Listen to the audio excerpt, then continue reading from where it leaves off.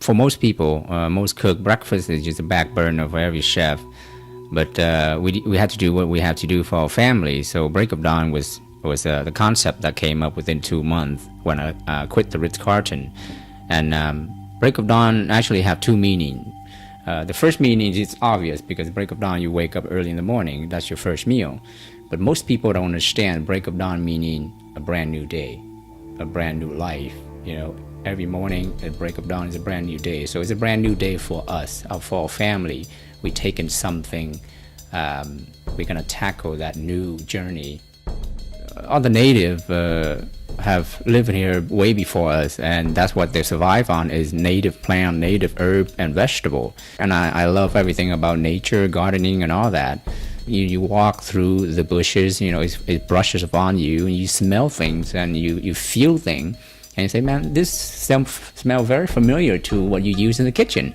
So those kind of things, you pick up, then you learn about, and you pick them up, and you learn about vegetable, plant, herbs, and that's how I incorporate my foraging ingredient to the pop-up. It gives people a different feel and a different taste to they never taste before. We've been open for 11 years now, and when I was at the Ritz, I was at the AAA 5-diamond 5-star restaurant, and that's what I wanted to do for my life, which is fine dining. Never breakfast, but the Break of Dawn was open and it's for necessity, and we worked it for 7 years.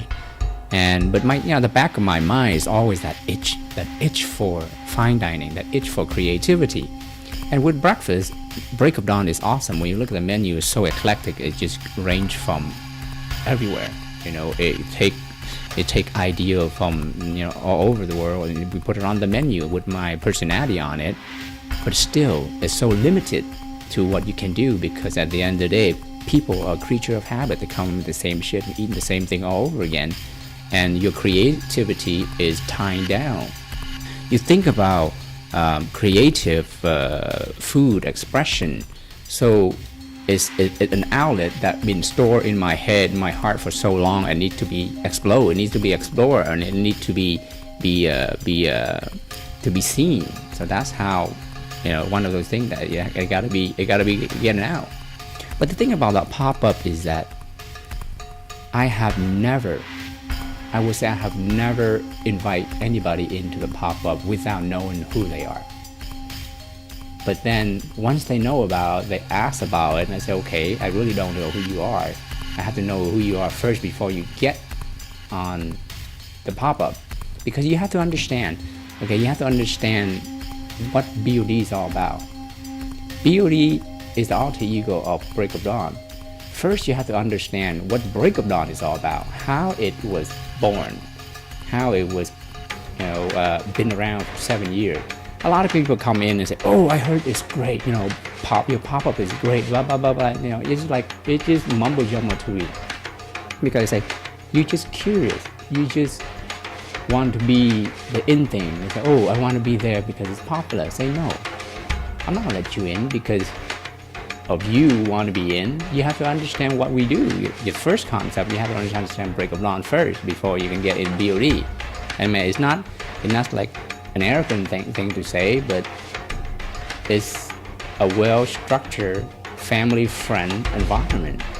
We've been doing it for 3 years, and the past few months, some people approach me and say, "You know what? We look forward to your pop-up. It's not just the food, but it's the community.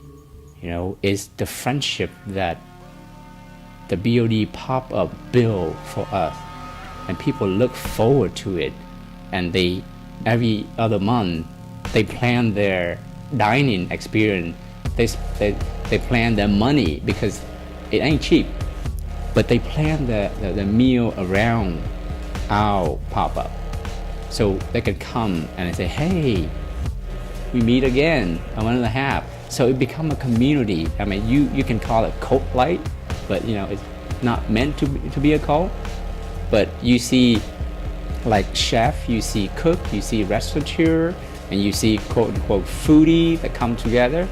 and it become a big party and like an extended party for friends and family who appreciate food, who appreciate creativity, who support things that out of the box, who support my sanity and my craziness.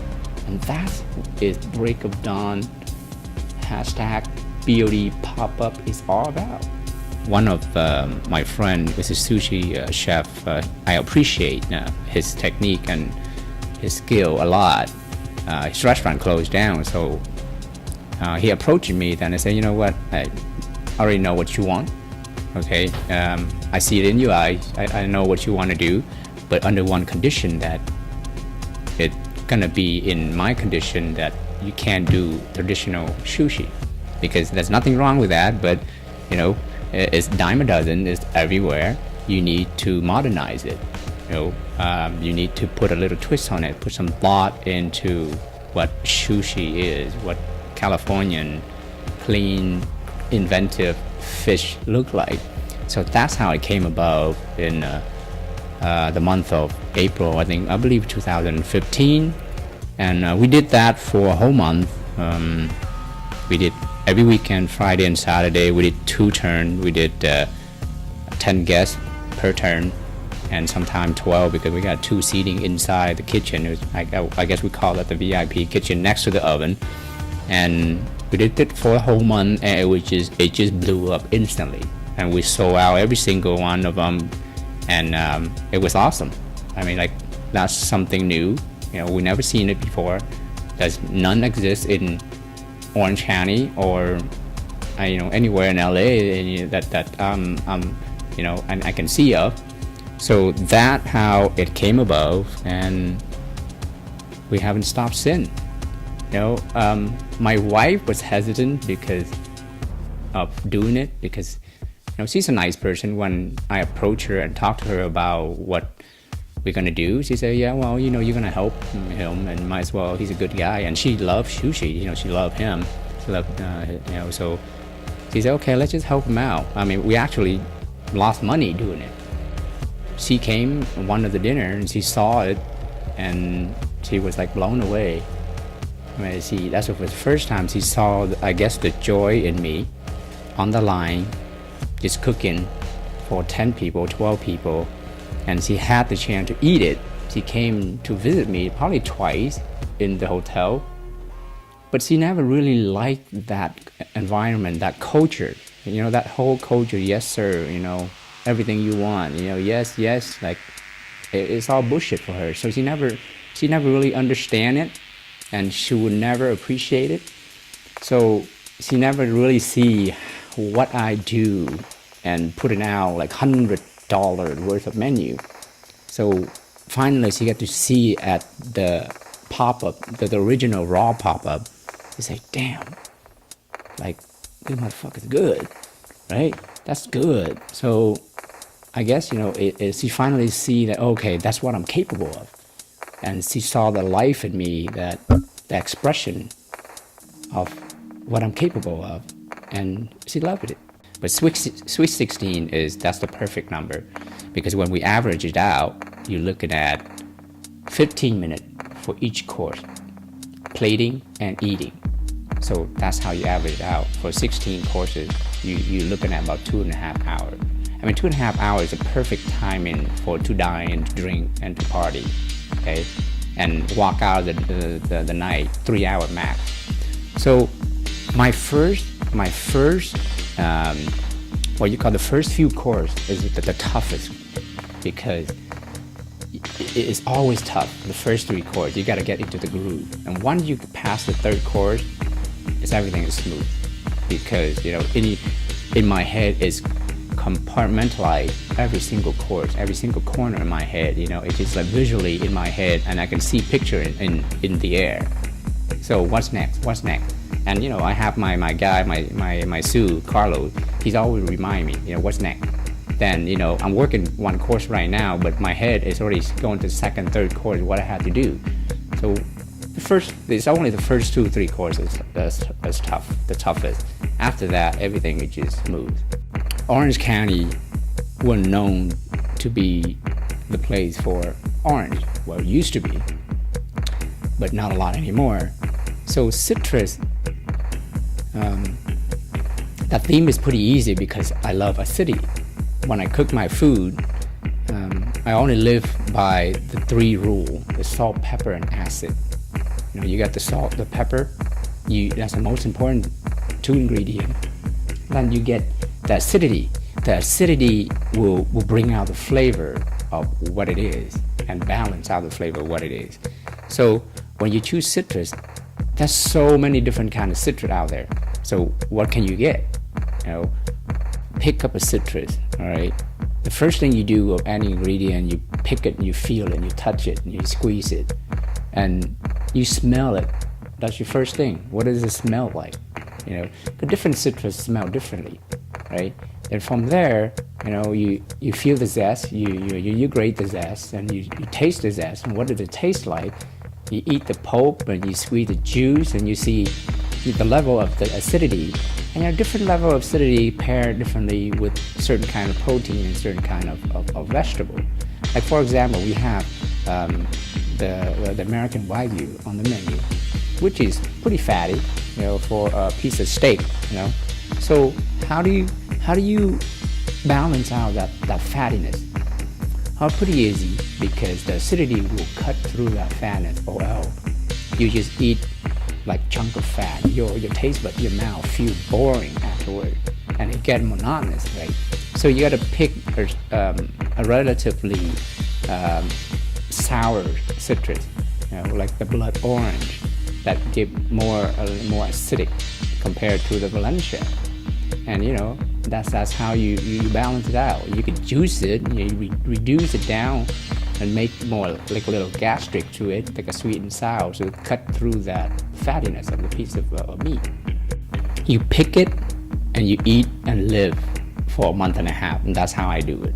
So we average about every month and a half for the pop-up, because it take me, we've been doing it for 3 years now, and I'm getting a little older, and every single pop-up a month and a half, sometimes 2 months, it take a toll on me, okay, because I basically live, eat everything about pop-up, because I put my heart into that to create a menu, because basically every single menu is individualized. It's different. Thing that I have never done before. There's a theme. Thing might be done by other people, but I never seen it, because I don't follow people. I don't look at people's stuff. On my Instagram, I follow nobody, and I let nobody follow me, unless I know who you are, right? So when I pick a theme, it basically, I guess you can call it seasonal or whatever the fuck you want to call it, but you look for an inspiration. I can pick up a theme by walking to a farmer's market. I can pick a theme by just looking at the spring or fall or winter leaf in the wood. Whatever it is, inspiration, it just pop up by itself. You don't get to choose it, because it will come to you. When you look at life, okay, life's pretty short. Life is really short, because I can feel from my 20, my 30, and now I'm in my 40. In my 50, gonna be different. So when I'm capable of doing something, I want to do it. I don't want to wait, because right now I'm physically and mentally still capable. With every pop-up, I feel that I'm breaking down slowly. You know what I mean? But still, I want to do it, because I don't want to sit back on my rocking chair or my hammock somewhere and thinking, damn it, fuck, I should have done it. Too late. You're fucking old now. You can't do anything anymore. But right now, I still can do it. It helped my sanity. It helped to clear my head. What I see, what I feel, I put it on the plate. I put my heart out every single one. Okay? So that's why I do it. I do it for my sanity, and I'm so grateful that there's other crazy people who would join me every other month to enjoy what I do for a living.